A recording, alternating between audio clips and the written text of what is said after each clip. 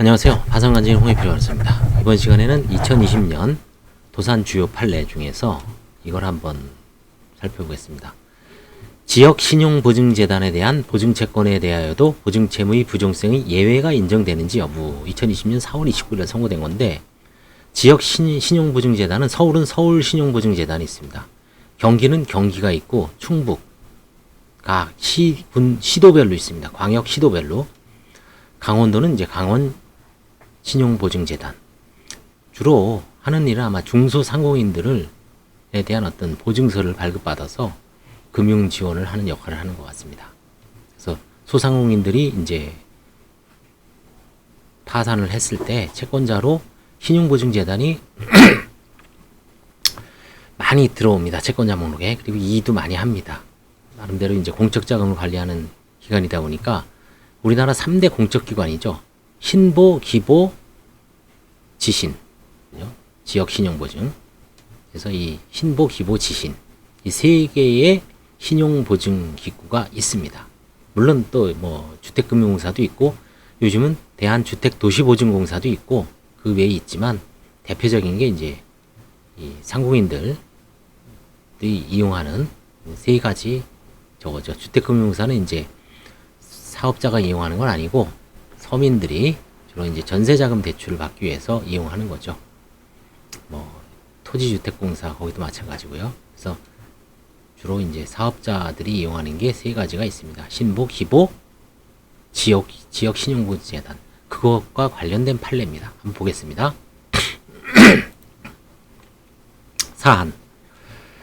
주식회사 A는 운전자금을 대출받으면서 지역신용보증재단인 원고와 신용보증약정을 하였는데, A 대표이사인 피고가 연대보증을 하죠. 보통 요즘 뭐 기보신보는 연대보증 안 하고 투명 경영 이행약정을 하기 때문에 연대보증이 많이 줄어들었습니다만, 이건 이제 그 전 사안 같죠.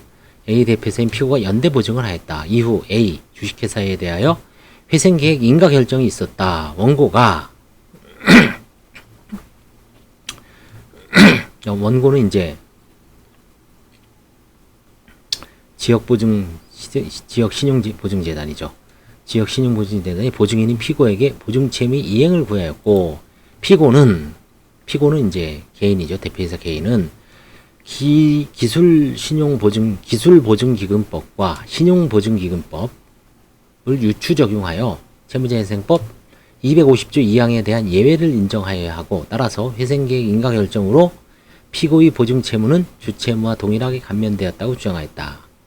1심은 보증채무의 감면을 인정하였는데 원심은 부정하였다. 1심, 2심이 이제 견해가 나뉜 거죠. 이럴 때 이제 어떻게 보면 대법원이 확실하게 정리를 해주는 게 낫죠. 대법원의 어떤 판례의 가치가 있습니다. 판결요지. 원고와 같은 지역신용보증재단에 적용되는 지역신용보증재단법에는 채무자회생법 250조 제2항 1호의 적용을 배제하는 규정이 없다. 그렇죠?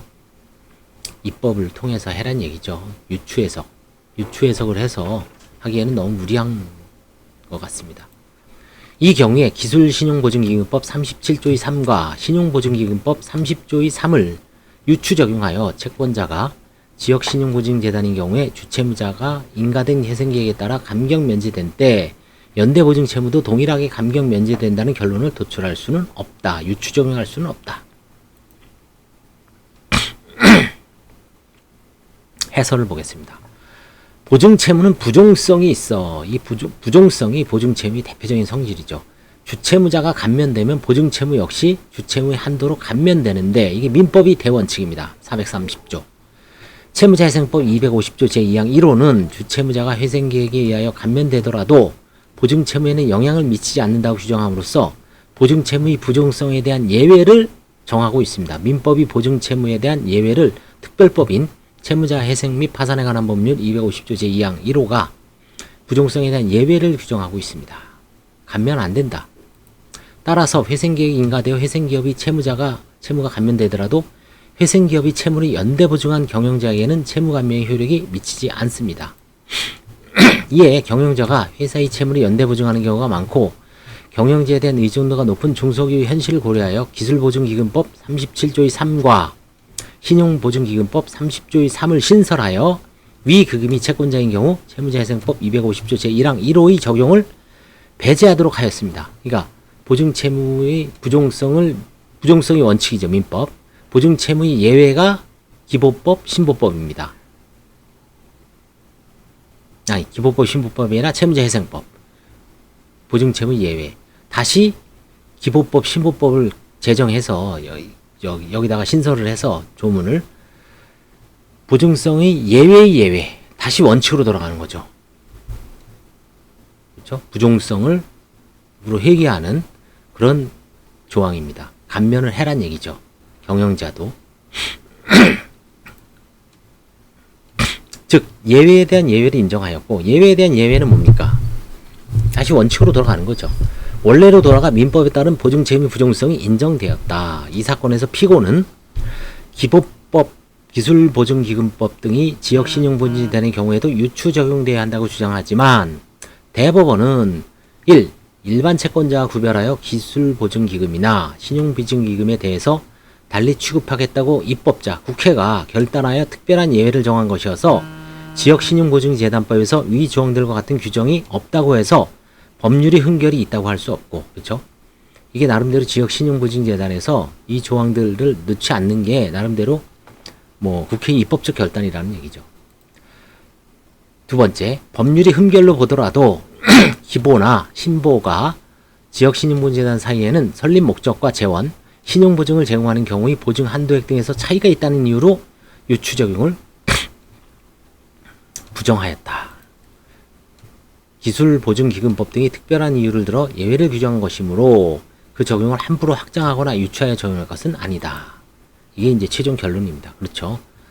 뭐 민법에서도 간혹 유추 적용이 될 수도 있지만 과도한 유추 해석은 법적 안정성을 해하고, 그렇죠? 국회의 어떤 입법권을 침해하는 거죠. 그렇죠? 국회가 지역신용보증재단이 어떤 이 경영자가 연대보증했을 때 그 부종성을 인정하지 않는 것은 나름대로 제가 보기에는 그랬어요. 그럴 것 같아요. 거의 개인 사업이 많거든요. 개인 사업. 그러니까 굳이 보증성을 인정하지 않더라도 그 채무가 개인한테 구결되는 경우가 많습니다. 사실. 법인이 아니고 중소상공인 같은 경우는. 그래서 뭐 부종성의 예외를 인정하기가 좀 까다롭지 않은가 싶어요. 근데 기보신보는 어떻습니까? 대부분 법인에 나가죠. 그 자금이 법인이 꾸는 거를 대표이사가 연대보증하고 최근에는 경영이행 약정을 하는 겁니다.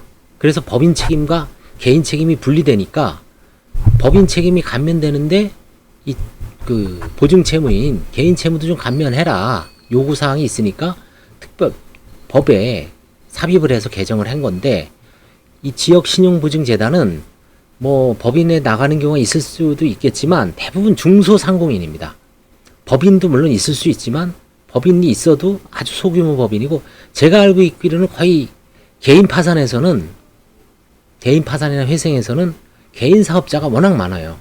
신용보증재단에서 이렇게 도움을 받으신 분들은. 그런 분들은 연대보증이 의미가 없죠. 연대보증한 게 아니죠. 그냥 돈을 차용을 한 겁니다. 그렇죠? 차용을 한 겁니다. 그리고 만약에 그런 주채무에 대해서 배우자가 연대보증을 세웠다. 그러면 주채무자가 감면되었다 그래서 그 보증채무자인 또는 개별적으로 뭐 개인회생이나 파산으로 해결하는 그게 맞겠죠. 그래서 약간 좀 차원이 다른 게 아니라라고, 이제 이건 제 개인 생각입니다. 좀 짐작을 해보는데 뭐 맞을 수도 있고 뭐 좀 하나의 견해에 불과합니다. 뭐 깊이 연구한 건 아니기 때문에. 아무튼 뭐 국회에서 이런 입법적 결단을 한 이유가 있기 때문에 함부로 뭐 물론 뭐 그 피고가 나름대로 잘 연구를 해서 항변을 했겠죠. 그래서 1심에서 이겼잖아요. 그렇죠? 1심에서는 유추 적용된다. 이건 뭔가 입법적 불비 아니냐. 또 비슷한데, 그렇죠? 공적 기관에서 그 기업주를 위해서. 근데 원심, 2심에서는 안 된다. 그렇죠? 부종성의 예외를 함부로 입법도 없이 남발해서는 안 된다. 했다가 다시 대법원에서는 2심의 손을 들어준 거죠. 1심은 잘못됐고 2심이 맞다. 부종성의 예외의 예외를 입법적 결단이기 때문에 함부로 유추, 확장 해석해서는 안 된다라는 게 최종 결론입니다. 아주 뭐 나름대로 공부하기 좋은 판례죠. 유추 해석도 나오고 확장 해석도 나오고 그다음에 그 기보법, 신보법이 그런 조항이 부종성, 민법의 기본 원칙 430조가 부종성, 그렇죠? 저희도 이제 뭐 교과서를 하도 덮은 지 오래돼서 이런 거 공부하면 할 때 이제 살짝 떠오르죠. 그래서 얼마 전까지 이제 미국 판례법, 미국 파산법 개론 읽었는데 별로 도움이 안 되죠. 그렇죠? 전혀 도움이 안 됩니다. 차라리 법률신문 2020년부터 과거의 어떤 중요 판례를 쭉 한번 좀 편집해서 공부하면서 한번 같이 읽어보고 낭독을 해보고 그때 사실관계까지, 그쵸? 옛날에 요즘만 읽었잖아요. 근데 사실관계, 어제 STX 건설 요 전 케이스가 HDC 현대산업개발과 뭐 어떤 동의종합 조경 회사, 그쵸? STX 건설과 군인공제, 그쵸? 그 다음에 현대산업개발과 종합조경회사, 그런 어떤 사실관계까지 파악을 하고 뭐 을조리면은 훨씬 이해가 쉽고 좀 오래 기억이 남죠. 그 쟁점이. 그래서 다음에 한번 복습을 할 때도 확 들어오고. 그래서 뭐 제가 보기에는 이제 앞으로 미국 파산법 개론은 이제 그만하고 이 판례 이제 작년 올해께 이제 한 법률신문에 보니까 한 10개 정도 되더라고요. 한 두세 개 되는데 그 중에 대법원 사이트에 없는 게 한 3개 되고, 그거는 제가 엘박스에다 한번 요청을 해봤는데 올지 안 올지 모르겠어요. 그 다음에 이제 그 대법원 사이트에 가서 보니까 이제 종합 판례에 소개된 것까지 다 해서 총 그 한 10개 정도 됩니다. 2019년 거도 있고 계속 하는 데까지 한번 해볼게요. 예, 감사합니다.